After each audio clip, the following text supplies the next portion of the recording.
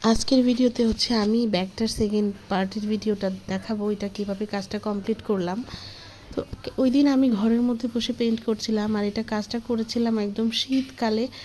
তো রুমের মধ্যে ওই দিন কারেন্টও ছিল না, কালার কম্বিনেশনটা খুবই বাজে আসছিল, বাট এটার কালারটা কিন্তু খুবই সুন্দর একটা কালার, একদম চকচকে ব্লু কালার যাকে বলে।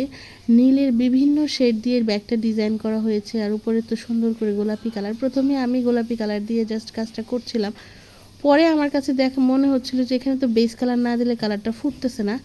এরপরে আমি আবার বেস কালার দিয়ে হচ্ছে কাজটা করেছি। মাঝে মধ্যে কিন্তু এরকম ভুল হয়, আর ভুল তো মানুষেরই হয়, তাই না? মানুষই আবার শুধরায়।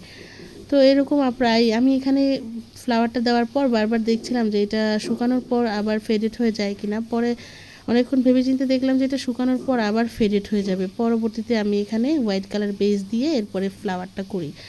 তো এরকম যারা হচ্ছে আপনারা অনেকেই বুঝতে পারেন না যে কাজ করার আগে এখানে কালারটা ফুটবে কি না, তারা অবশ্যই আপনারা হচ্ছে সব সময় ডার্ক কালারের উপরে যে কোনো ফুল আঁকার ক্ষেত্রেই আপনারা সবসময় চেষ্টা করবেন যেন হচ্ছে এইখানে বেস কালারটা দিয়ে দেওয়া যায়। বেস কালারটা দিলেই কিন্তু যে কোনো কাজই ফুটে ওঠে আর সুন্দর লাগে। বেস কালার না দিলে কিন্তু কোনো কাজ ফুটে ওঠে না।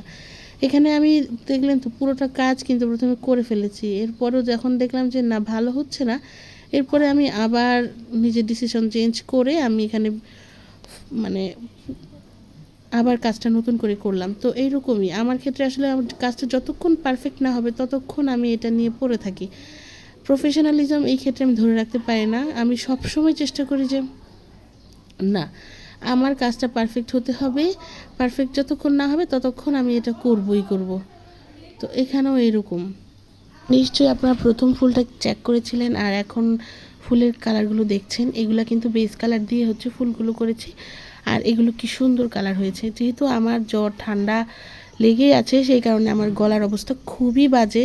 আমি চিন্তা করেছিলাম যে ভয়েস ওভার দিব না, কিন্তু পেজের রিচের অবস্থা খুবই খারাপ। আর অনেকেই হচ্ছে আমাকে নক করে বলতেছেন আপু অনেক দিন হয়েছে আপনি কিন্তু কোনো ভয়েস ওভার ভিডিও দিচ্ছেন না, তাই আমি শেষমেশ দিয়ে দিলাম। এই ব্যাগটা কেমন হয়েছে সেটা অবশ্যই জানান।